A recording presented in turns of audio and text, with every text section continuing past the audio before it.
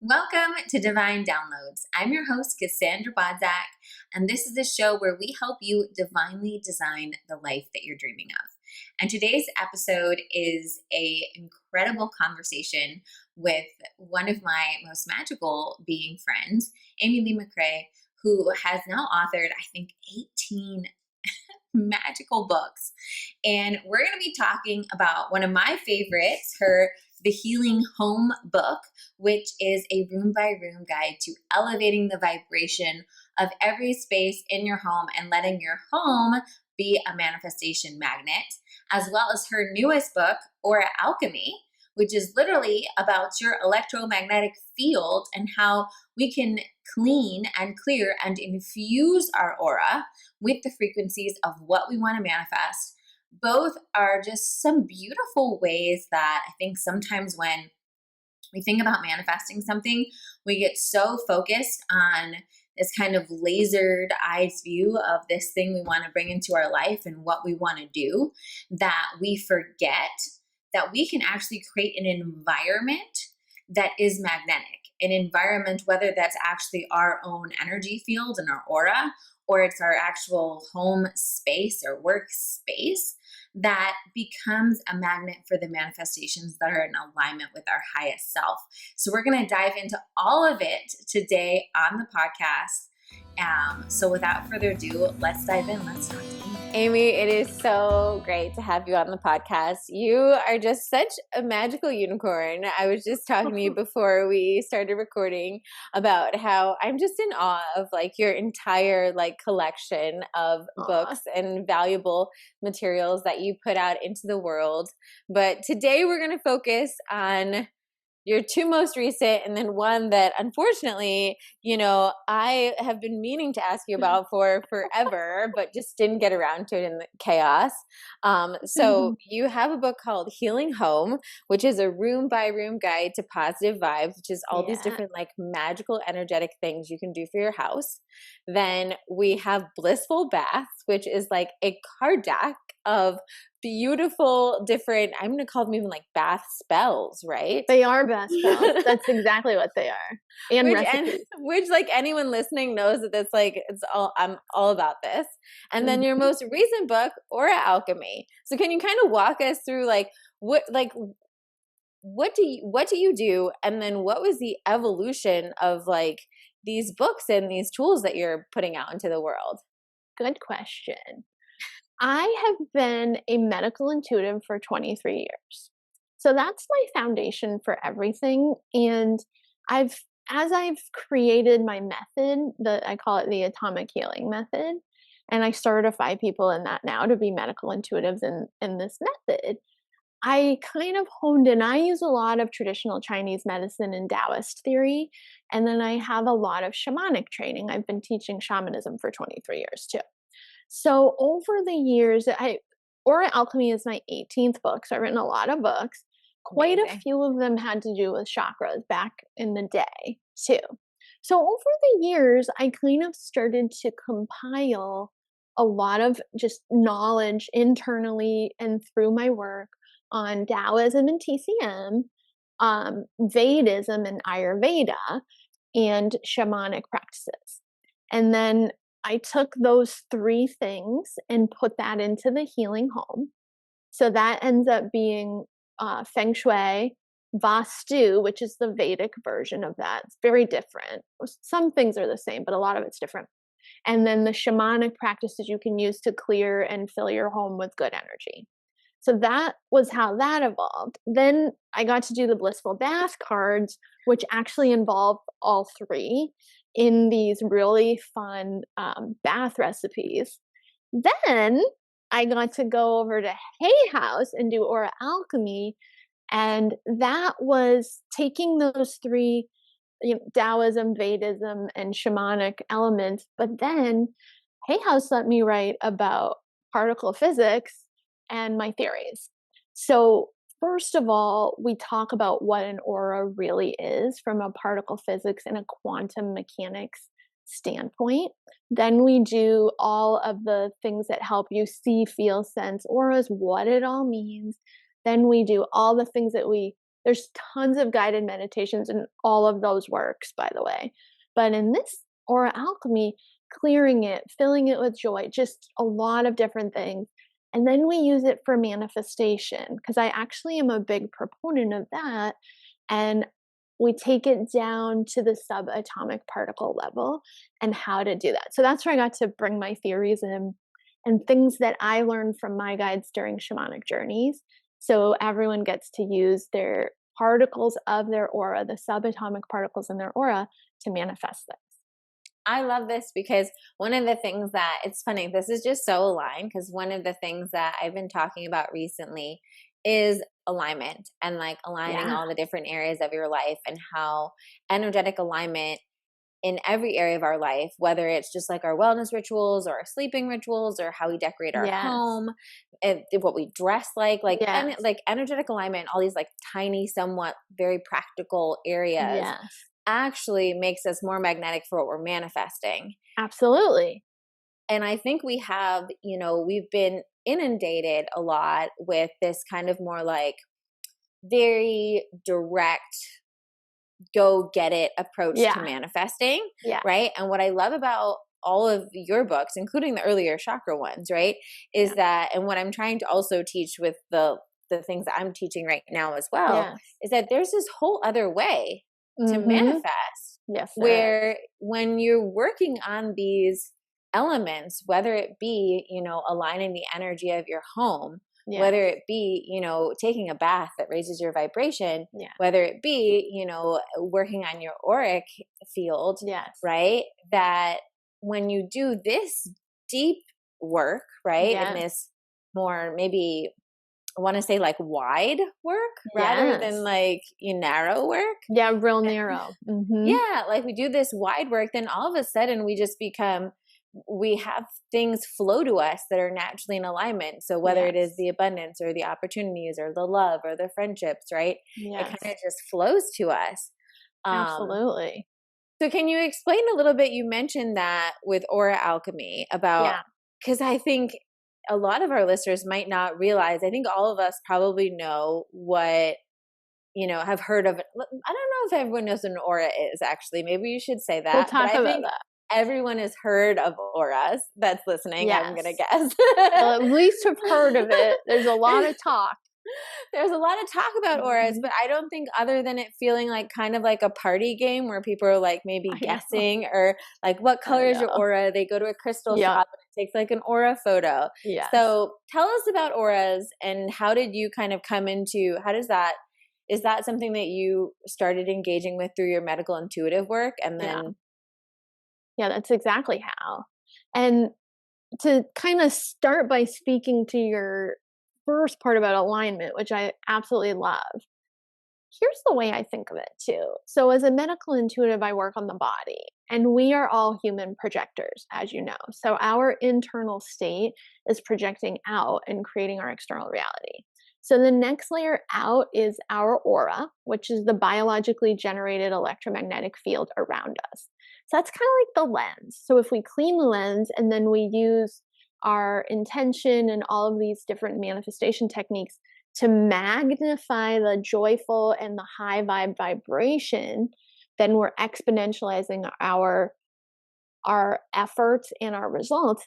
Then the next layer out is our home, where we spend the most time. So as we optimize the body, the aura, the home, our intentions, our manifestations grow wider and larger. And we're able to just be in the state that we want. Our aura is clean, so it's just magnifying the goodness we're projecting, and so is the energy of our home. So that's thing one. Love it. I love it. So an aura, I'll talk about an aura next. My definition for an aura is it is a biologically generated electromagnetic field comprised of subatomic particles called photons that also comprise light and electricity. It is a literal field around us. And these photons are all around us all the time. They're the light that we don't actually see them, but we see when they hit certain types of matter that are where they're bouncing off of it in a color spectrum that we can see. So that's why when there are no photons and we're in pitch black, we'd run into things because we can't see it. So those same photons are the same material. Oh, these photons that illuminate all of the matter are also the particles that comprise all electromagnetic fields. So one of the neat things I talk about in Aura Alchemy is if you were to pass electricity, like what illuminates a lamp, through an uninsulated copper wire, it's actually made of two things: electrical energy. It's made of electrons, sounds pretty familiar, and photons. So what happens, the electrons are like the medium that carry the photons in this case. The electrons travel along the uninsulated copper wire. The photons travel outside of it, creating a field, because they are electromagnetic force. They are different than matter and energy, which are called fermions in particle physics. Photons are bosons, which are just force and charge. That means they have no mass, they have no weight, they have no anything. They're just a force. So photons are that, and they're electromagnetic force. So our bodies are also conducting electricity through our nerve cells, our muscle fibers, everything that's happening, our respiration, the way our heart's beating, is the result of the movement of photons through our body. Every part of the body, not just like nerve fibers and stuff, but even just tissue, it's all having this photon energy move through it, which is then creating its own electromagnetic field, the composite or combination of which is our aura.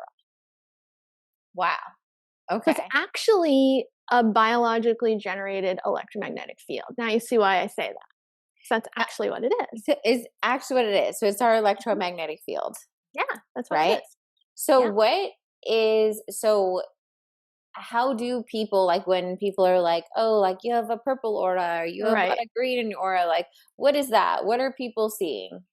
Great question. So I go really in depth in the book, and I have a huge like medical intuitive color chart, which is my interpretation. It has hundreds of colors on it Wow. and what they would mean for the body from a traditional Chinese medicine standpoint, from a energetic standpoint, everything.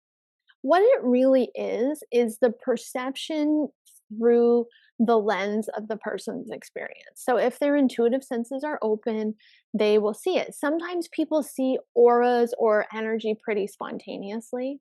I have a client, I usually see my clients on the phone or, virtually because they're all over the world. I had a client who was in town who I worked with in person. It's kind of a rare occasion that I do that. And she was like, whoa, whoa, whoa, whoa, this is trippy. I see all this green coming out of your hands when we're in the session.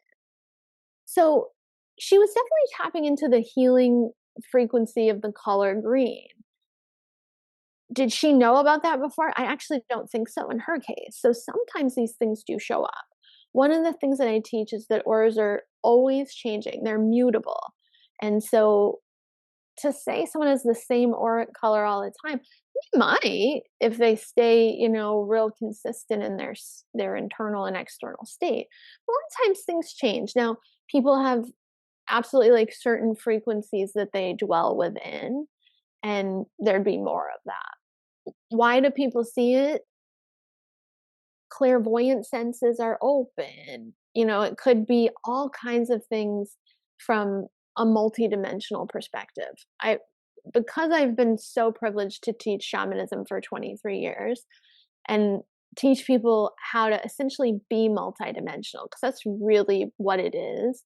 When we use the practice of shamanism, that's how we get to the point where we can talk to spirit guides at will. We can see things, we can sense things.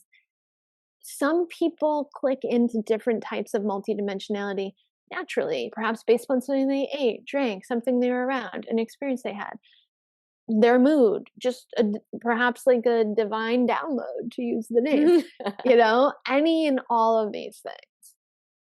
So what for people out there that are like, I don't see my aura, so how do I work on it or Right. improve it? Or is there such thing as quote unquote improving it? Or is it just like, Yes. is there I don't want to say like a higher aura or a lower Right. aura or something like that? Or is it just kind of like a field of information that's just like always kind of giving us information at where we're at any given time? How do you actually have your clients or readers in the books work Mhm. on their own aura? Oh, yeah. That's part of what we do. And there's a lot of meditations in there to help you sense it. You might see it, you might hear it, you might get a taste, a smell, a feeling, a word, you know. And we talk about the consent side of looking at other people's auras too, but that's, another way that we gather energy, and really information in situations when, the same things, nonverbal cues and things that tell us like, oh, don't approach that person, they're angry or whatever. There's sometimes is an auric component too. But so as far as working with it, we journey into the aura, we work with the aura, we tap into our aura, we learn to sense it, and then we also learn not only colors but textures, things like what different textures mean, what different spacing of the particles mean, because sometimes you can tune into that too. One of the fun things about particle physics too, if you really want to like warp your mind, and it applies to everything, all of the matter, energy, force, charge in our body, our world, our aura, everything, is that we have infinitesimally small particles. Quantum just means small. So quantum mechanics means tiny mechanics. It just means the mechanics of tiny things. We have these particles, but the particles are also at the same time a wave. They are an actual wave. They're also able to be described mathematically by a wave function if we want to do a bunch of calculus. They're also in excitations of infinite fields. So imagine every every particle, every proton, neutron, electron, and beyond that's made, which some of those are made up of quarks and different smaller particles, but every tiny, smallest elementary particle that's making up our bodies, thought to be smallest, by the way, has not only is it a particle, it has a wave, and it is an excitation of an infinite field. So try to visualize like an endless amount of particles with an endless amount of infinite fields. That is the essence of interconnection. A divine download comes in on these intricately and intimately intertwined infinite fields that actually comprise reality. So Wow. when we're looking at like colors or different things and we're getting to know our aura, as we connect in with that and we open elements of our intuitive senses, we can tap in. And are there practices or are there things that we do that allow our aura to be more receptive or more Yes, magnetic and less receptive? Can you share a little bit absolutely. about that?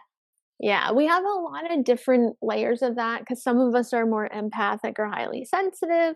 So, in some of those cases, if we feel drained by being around other people, then we work on owning our space really consciously and filling our aura with our own individual essence. We work on feeling the edge of our aura. Does our aura have an edge? I love paradoxes. Paradoxically, kind of, but on the other hand, no, it's actually an infinite diffusion of particles. However, we can perceive an edge of sorts, and we work on those edges because we want to feel more um, full of our own individual essence instead of being impacted by others. Another way to think of that energy is boundaries. Now, on the other hand, we have some people who have great boundaries, but maybe they want to open, whether it's their intuition or their receptivity to allow things in. And then we look at the spaciousness of the particles in the aura, especially on the outer edges. And do we want to put, maybe a screen, we could imagine it like a gold mesh, that only allows in high vibrational energy so they feel safe, but then we can let the particles just space out a little bit. It's kind of comparable to some practices in shamanic work where we work with what are called our luminous fibers. Some elements of shamanic work center them in the solar plexus, the heart, different things.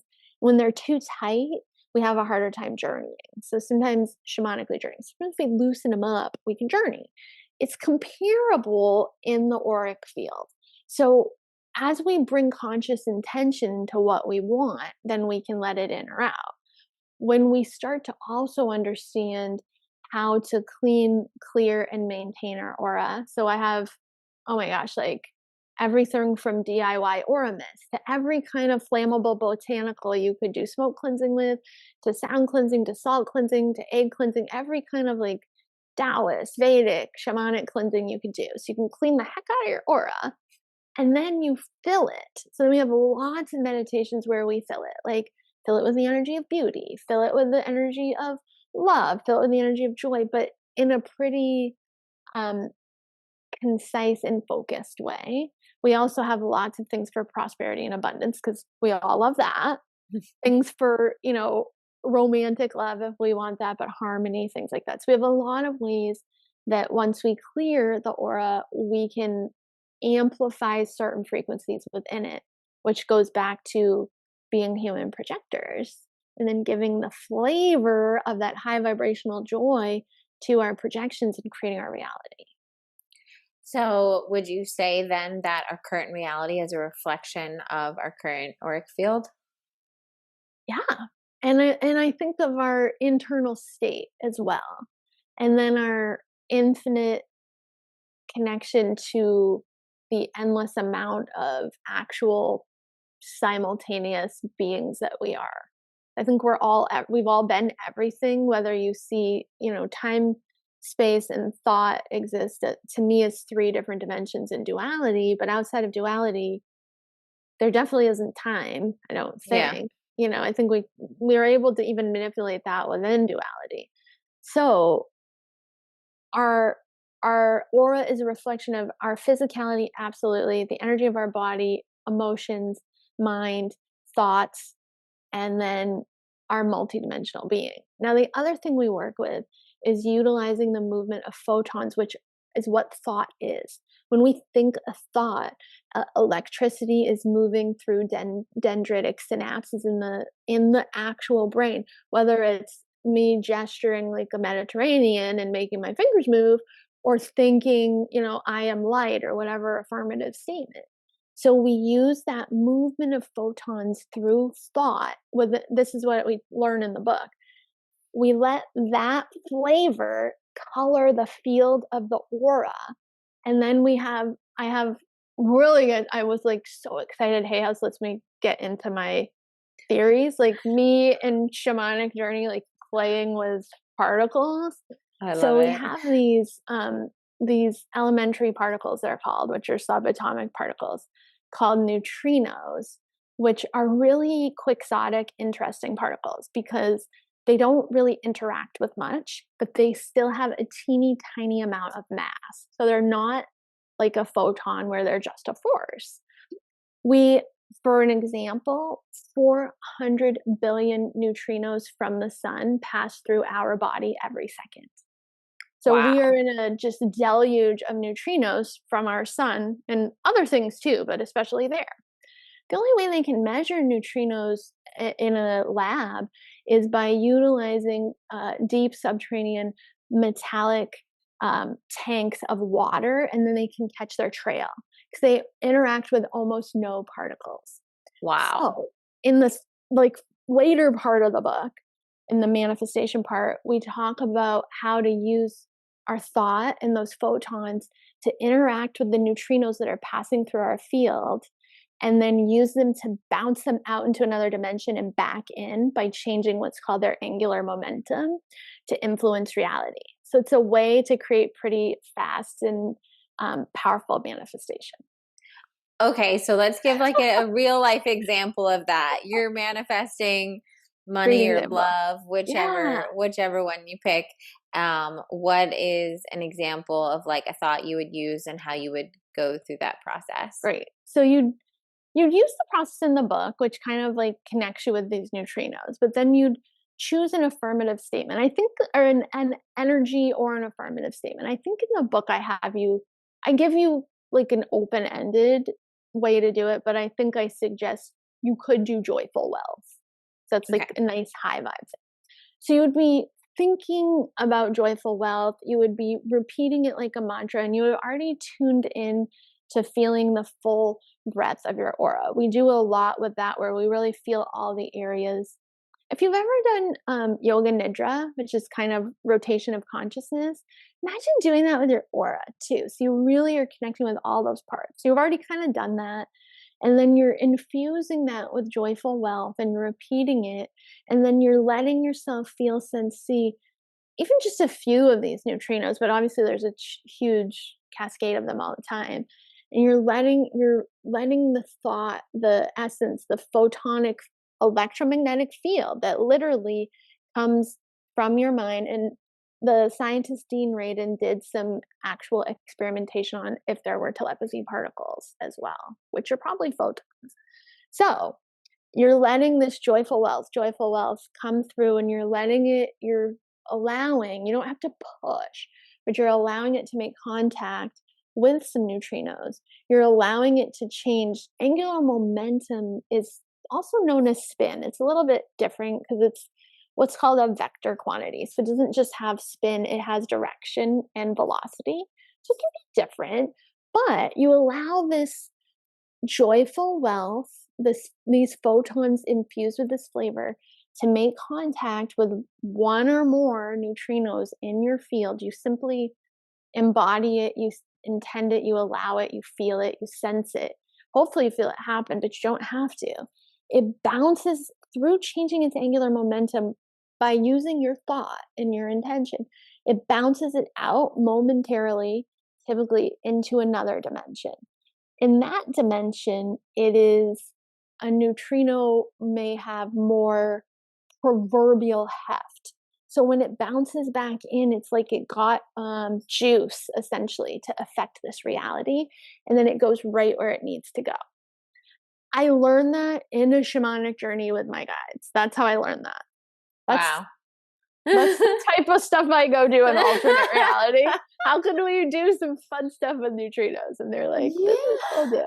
Let's show you how to, I mean, this is incredible. And I feel like it's a totally different way of manifesting that feels really, for me, fun, I would say. And I also just feel like there's this thing with manifesting in general that I always find that, like, when we're kind of going into the unknown, it is like the most like fertile place to manifest.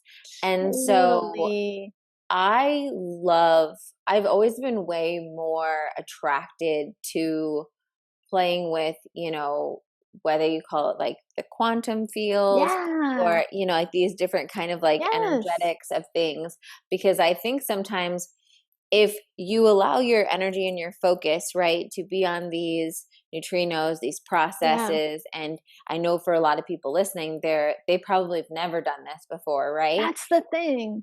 There's magic in never having done it before, the space for that, right? Yes. Absolutely. And allowing yourself to be like, I'm going to try this process that I've never tried before to manifest, right? Absolutely. That is so kind of, different than probably the way that you were approaching it before, that really, I find, gets things cooking with fire, so to speak. Yeah. So what would you say to someone?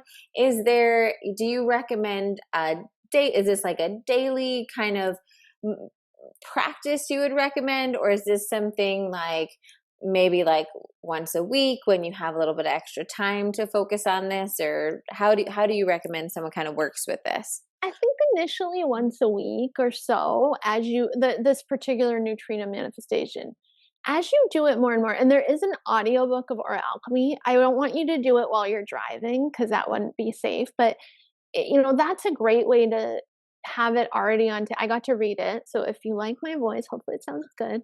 I did it in a meditation-y tone, and the audio engineer helped. So it should sound good. But then you have the audio, or you could record it for yourself on your phone if you have the print book, whatever.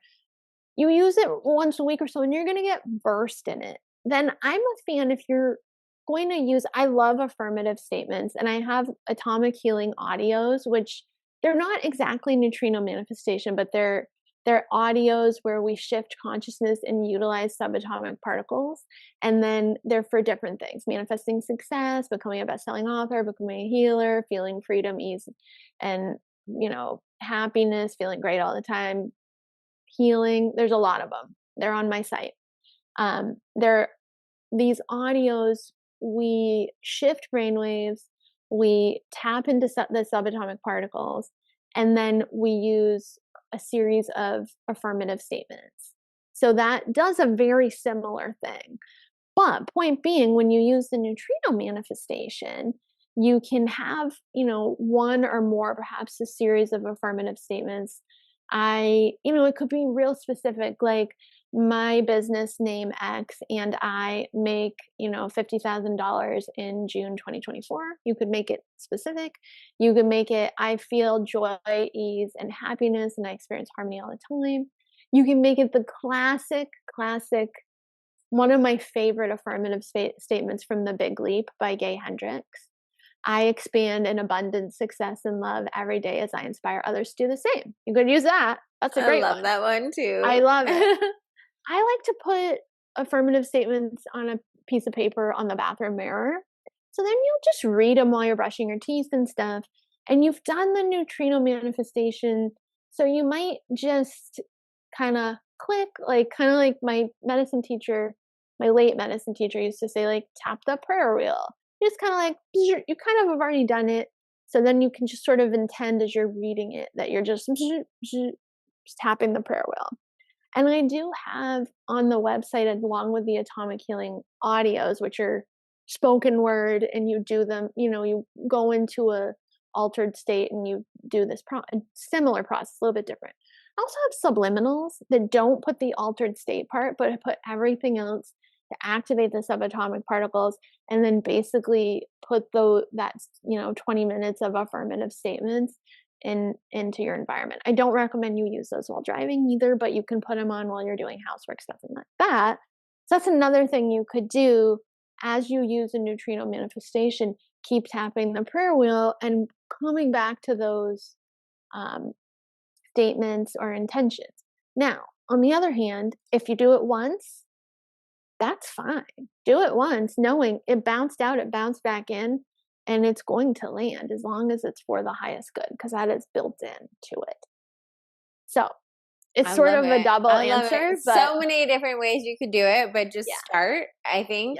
Yeah. Do it once and then feel how you feel called to do it. Yeah. But I agree. I feel that same way about most meditations and manifesting techniques. It's like once you do it, a couple times and you get the hang of it, you kind of like, you make it your own, and then it doesn't take as much to kind of like snap into that or to get into that field with what you need to do.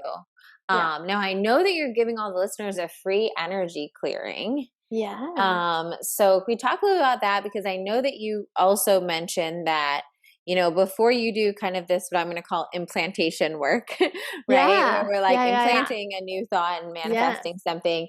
You mentioned the importance of really like clearing this space. And I know that kind of goes probably both for the aura work, but also goes for all of this manifestation work, Absolutely.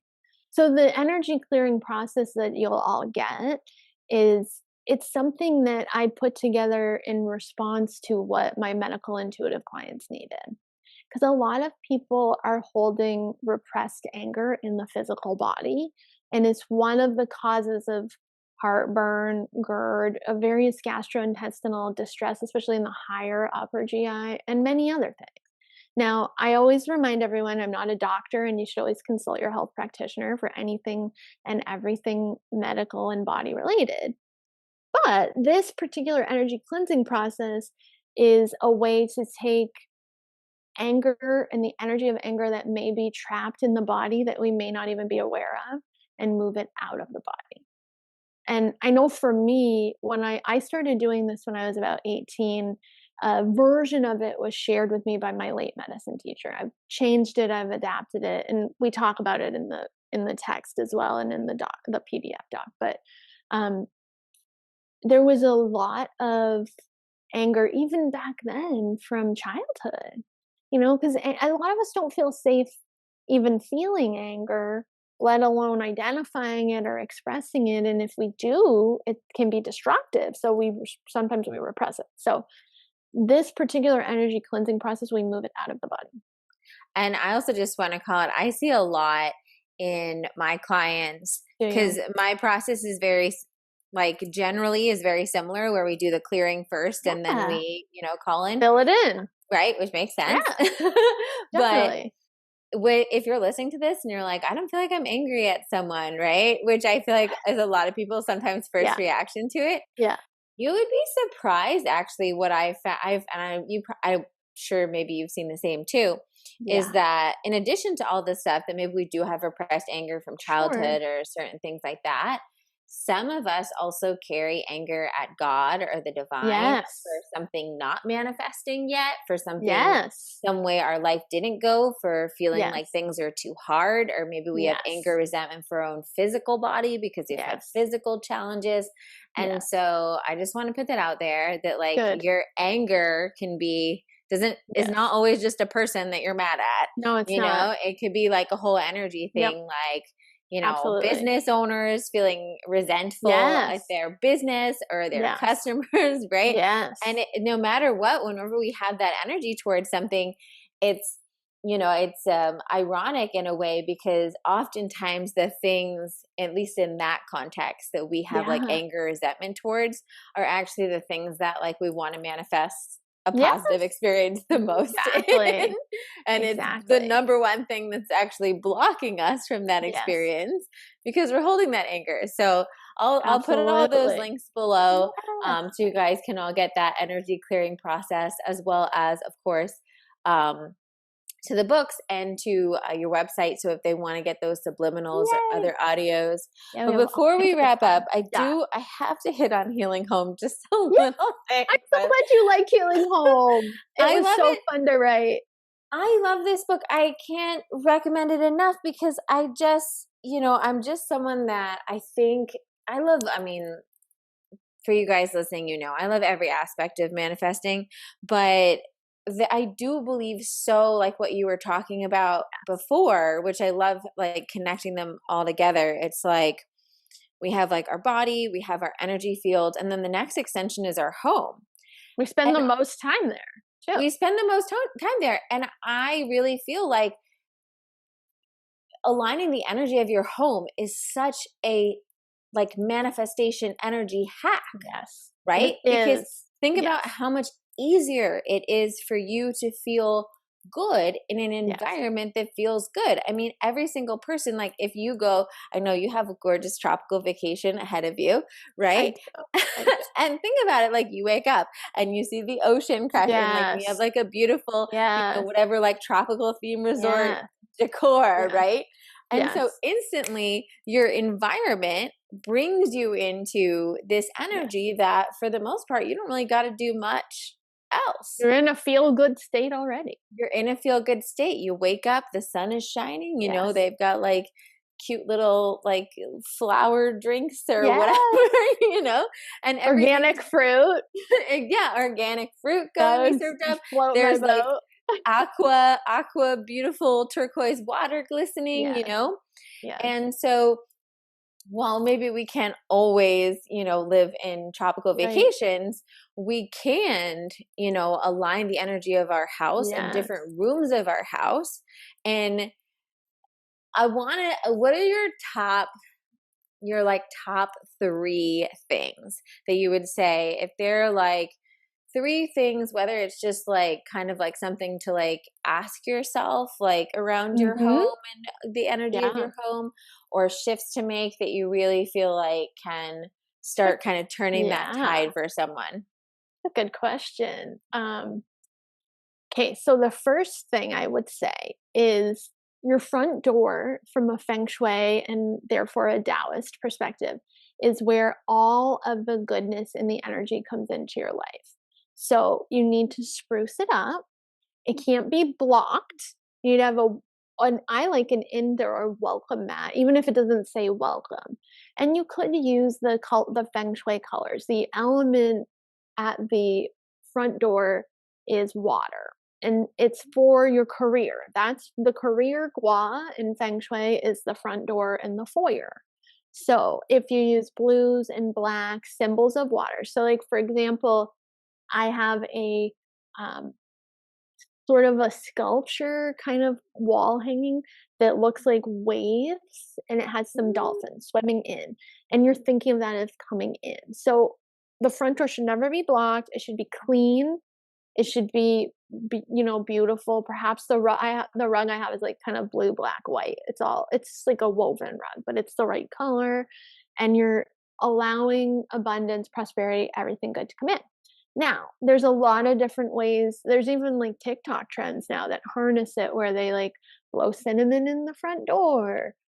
You can also take any red spice. Red is the activating color in feng shui. You can take any red spice from basically wherever the main road is. So if you have a long driveway, it might be that. If you live in an apartment building, it could be like up the stairs. And sprinkle. You don't have to make a mess of it. You can, but you sprinkle the red spice. So use paprika, cinnamon, whatever, from the place where the energy needs to come in and find your house. And you would do that with intention. So like, I would probably create a list of affirmative statements prior. So I am joy. Everything I desire finds me with ease. Money finds me with ease. Love finds me with ease. Harmony finds me with ease.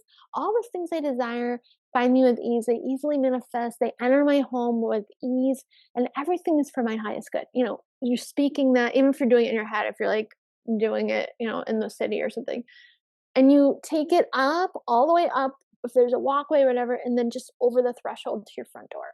And then you've shown the energy, the path. Here's where the blessings, here's where the good frequencies, here's where the joy, abundance, whatever comes in.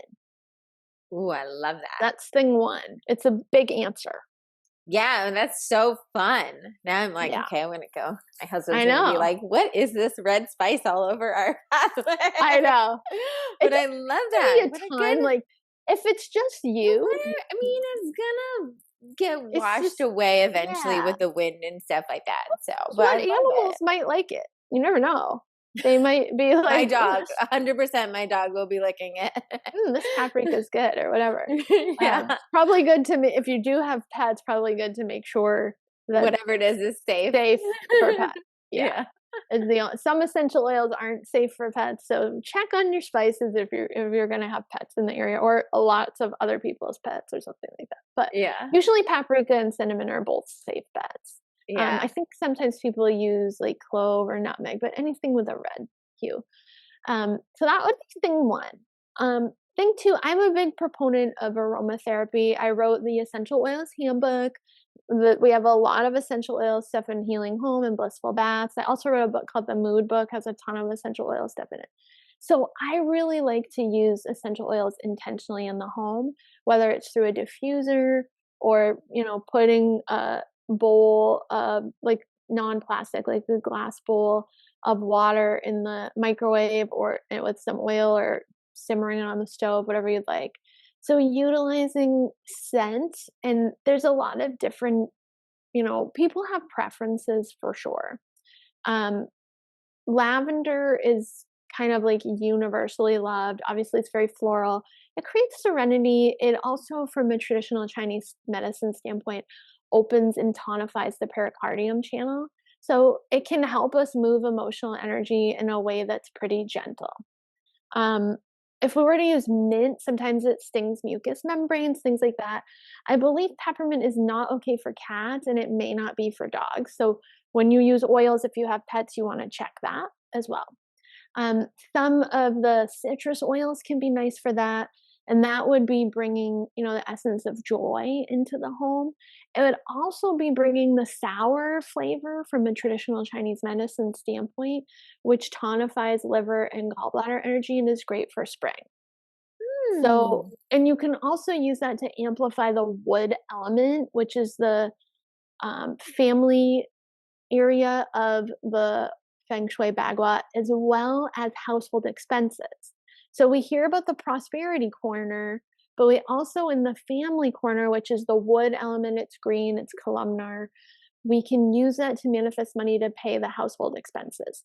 So we think of like the prosperity for day-to-day household stuff in family, which then is next to as well prosperity, which is investments, fund money, long-term planning, wealth, and you amplify both of those. So scent is a great way to also clear the home and simultaneously infuse it with an intention.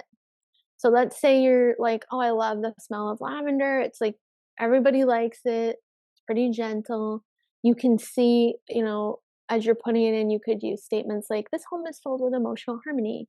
This home is filled with high vibrational light, and people's intuition in this home is open in a great way. Things like that. I love that. And I also think if you're having trouble deciding which one, if you meditate on like whatever vision of the next level you, or the version of like your home and what you're manifesting, and then kind of like mishmash the scents, right? And see which one you feel like just fits it. Yes, exactly. Yeah. And it's always important to use therapeutic grade essential oils. I personally prefer organic as well. We are only using them in aromatherapy capacity, but these are the oils that can be used on the skin, and even if they're ingestible, you would use them for that too. Be very careful not to choose oils that contain fragrance. Fragrance oils are destructive. They contain VOCs, volatile organic compounds, and they're actually bad for your health. Yes. There's a brand called Pranaram that's an organic therapeutic grade. There's Simplers is organic therapeutic. There's Snow Lotus is organic therapeutic. I think Young Living and doTERRA are good quality. They're not all technically organic, but I believe they're non-GMO and not particularly sprayed. So we always want to think in those terms. And absolutely. The third thing I think is really important in the home is being conscious of and eliminating non-native EMFs as much as possible. So there's a great book. I talk about it quite a bit in the Healing Home. If you're going to get that book, that will tell you. But there's also a great book called The Non-Tinfoil Guide to EMFs by Nick Pineau, which looks like Pinault. And it's all about the non-native EMFs means non-native, not our aura, but the EMFs generated by Wi-Fi, the computer, the microwave, all the many devices. There are ways to limit that are free. He does a fantastic job in the book about that, but it's things like unplugging the Wi-Fi at night, not sleeping with devices in the bedroom or near you, perhaps positioning devices away from you when you're not using them. Like I see, like I have a friend who'll like put her phone on her chest and just sit like that. I mean, that's just that non-ionizing electromagnetic frequencies come from cell phones. What that means, non-ionizing, it's the type of radiation it emits. It is thousands of times stronger than the infinitesimally negligible amount that comes from like a lamp. So that's why when cell phones first came out, before whatever, I'm not going to go on a rant, but before things were whatever they measured, even before there was Wi-Fi on the cell phone, the recommendation was the only way for the phone to not be a carcinogenic force was to keep it more than a foot away from the body. So imagine you put it by your head all the time, and now it's 1,000 times more. So it's very, very important to unplug Wi-Fi, unplug smart devices, obviously not the fridge, but anything else that's going to be pinging Wi-Fi. And there are things that you can do to limit that, depending if you live, in closer proximity to other people. So non-tinfoil guide to EMFs is a great place to start. And Healing Home, we have a lot in there. I love it. Those are my top 3. And that's for health. I mean, it's for the energy of your home, but it's like really important for your health. Yeah, for sure. Mm-hmm. And all of that, if it affects your health, it's affecting your energy, it's affecting Sure your is. magnetism, right? It's all Everything. connecting. Yeah.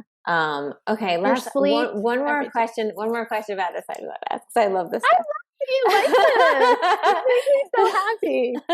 So Yay. I know a lot of the people that listen to this, and we were chatting for a bit off the recording, just about being like entrepreneurs and you know in a spiritual space and stuff. And I know a lot of my audience is in some iteration of that phase, right? Of like whether it's like a passion project they're working on the side or wanting to. And so from the like kind of healing home perspective for someone that maybe has like a home office or a certain space that they work on their business in, are there some simple things that they can do to make sure like that energy is like tuned up for like abundance and creativity and just bring in those juicy aligned opportunities and joy? Absolutely. And I love that you said that, because actually the essential oil I have on my desk is lemon. Oh, for that's good. Very joy, joyful. for feeling more joy while I'm working here. Liver chi, and lemon also helps us move kidney chi. And actually, I don't know if it's still in with the energy clearing process, but if it's not, you can go on my YouTube channel and I teach you how to make like a zero sugar. It's just an easy stevia lemon soda, because lemon helps move the kidney energy. And some of this, there's anger associated in TCM with the liver, but also as a medical intuitive over the years, I've seen it associated with the kidneys as well. So it's energy we can move. So even just smelling some lemon oil, it brings, happiness, vibrancy. It also helps you release anger in a non-disruptive way. And we don't have to know what the anger's about. Sometimes it's ancestral. It's not even ours. It just came through down the line and landed with us. That helps lighten our field. But so let's go back to what was your question? Let me go tangent. So sorry. So if you're someone, well, anyone, you don't even have to be an entrepreneur for this to be valuable. Oh, yes. What are little things like at your desk space or wherever you use as your office space? How do you kind of grid it energetically or make it, No, that's an awesome question.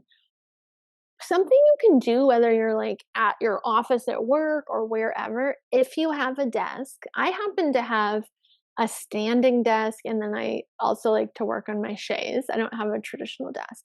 But regardless of whatever you're working on, you can basically place the feng shui bagua on it with your mind, visualize it, and then you can put things in each area to optimize it. So the front where you're sitting is your front door. So remember how we optimize that for career. So you could make sure that that area is clear. Perhaps you could add blue or black to it or something. But even if that's where you put your computer, you're knowing, okay, the energy's coming in here. And then the back left is the prosperity corner. That's an easy place to put something on your desk, like the back left corner. So prosperity color is technically purple. It's also water element. So in the bagua, the career area and the prosperity area are both water element. So you could use black, you could use blue, you can use purple. Gold is also symbolic for prosperity. And because it's the water element, I don't have it now, but I used to have a conch shell there because it came from the water. So it doesn't have to, these little feng shui cures or their intentions. The intention is the key, and it doesn't have to be expensive. It could also be, something purple. It could be a gold coin, whatever. So the opposite side on the back right of the desk is your relationship area. Now, you could use that for manifesting love, absolutely, but in work, you would want either way, like harmonious relationships. So you put things in groupings of 2 there. Pink is a good color for there, so you can put like 2 hearts, 2 little rose quartz, 2 whatever, even like 2 owl statues if that's what you like. Things that are about harmony. 2 little bird statues, just 2 little stones that kind of match. You're placing that intention there. And if you I used to have this little box in that area, and you can move it. You can put it in the helpful people area would be the, let's see if this was a desk. It would be the back right of the desk. So you could also do this there where you might put the names of people that you want to help you or to have harmony with there. So if you had a little box or a little, so like I used to put, I am close friends with my literary agent, but back in the day, I would put her name in a little heart in my relationship glow. I mean, also because I love her, but because I wanted to have harmony with her. And we sure do. We're like very close friends now, you know, I don't know, 13 years later.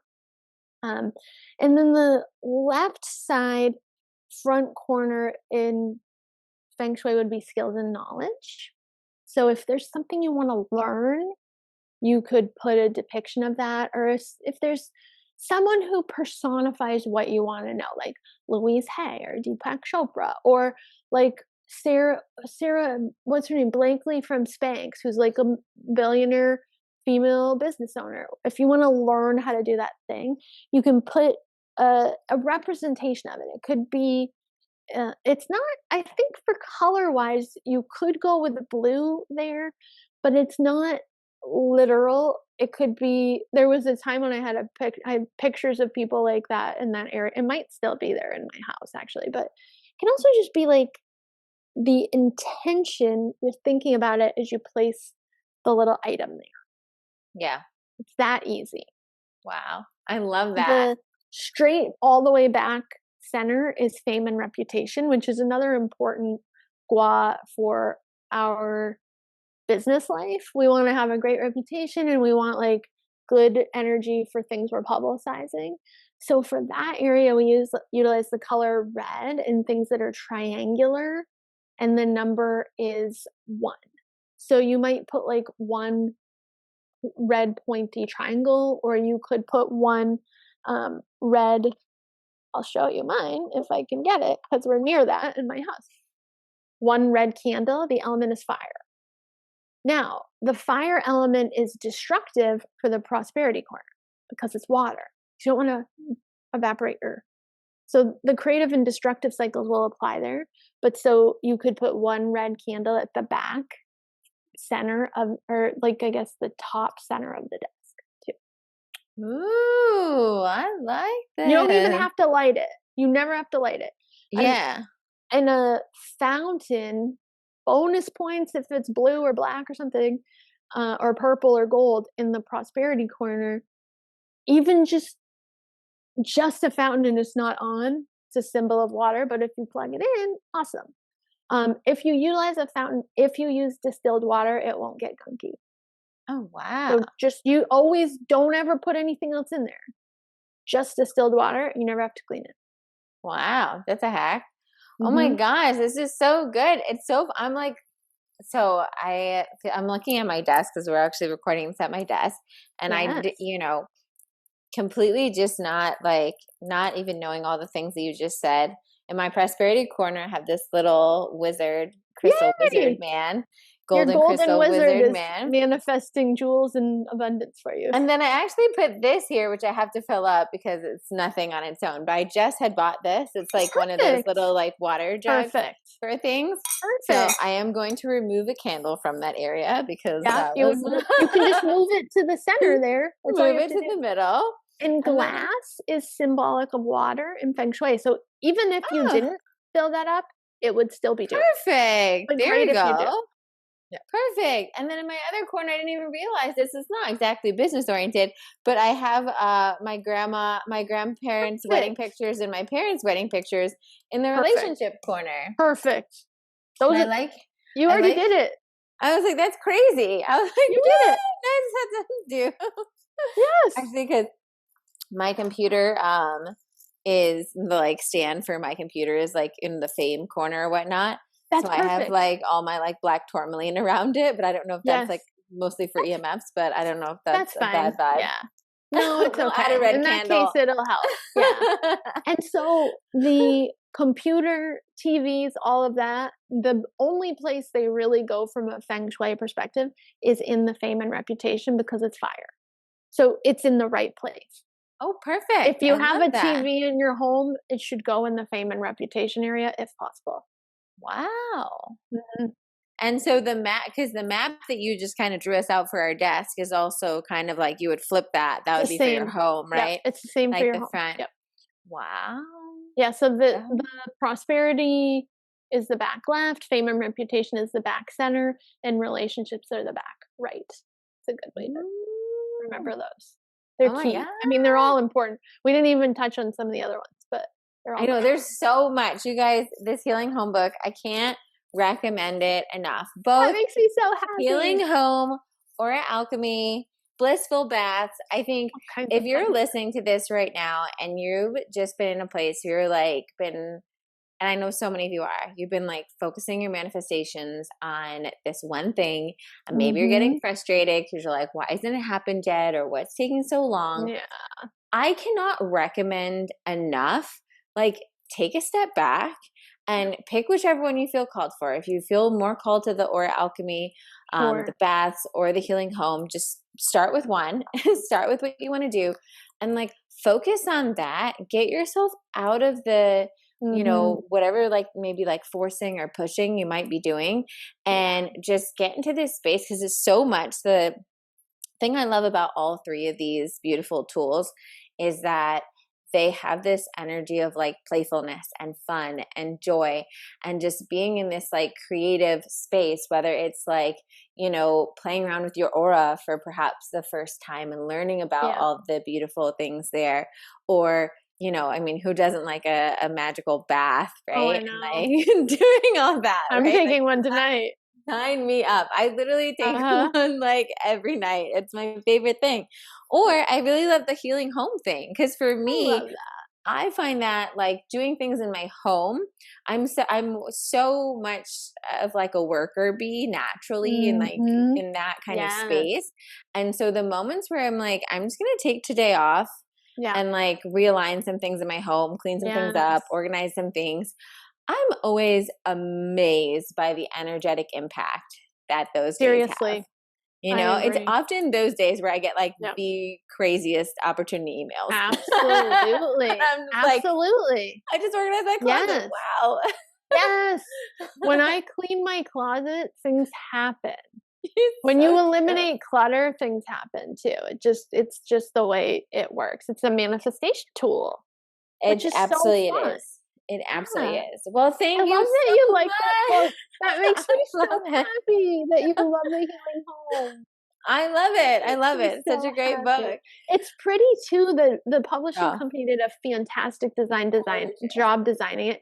It's hardcover. It's full color. It's all like beautiful charts, colors. I mean, I made the charts, but they like made the charts graphic design. Like, it is so gorgeous to read. It's a gorgeous so easy to read. Yeah, it's so nice. It's so fun going through it, and you really can fantastic job. You can really go through like whatever room you want to start in. So if you want to start in the kitchen, you can like just skip to the kitchen. Yeah. Pick whichever one. I tried to make it real easy like that. Like just pick one room, start there, anyone you want. Yeah. And even if you just did that, like you're gonna feel a shift. You feel it. Yeah. You'll feel a shift. So thank you for all of your time. I know I kept you so much. I love you. Longer, but we had so much we could chat about. And we did. Thanks for being here with me. And don't forget to get, all of beautiful Amy's books will be linked below, as well as all of her links if you want to access any of her other meditations or tools that she has available. Anything else you want to say before we sign off, Amy? I just love you and you're awesome. I'm so glad I got to talk to your folks. I'm so excited to have you. Thanks for being on. Thank you for having me.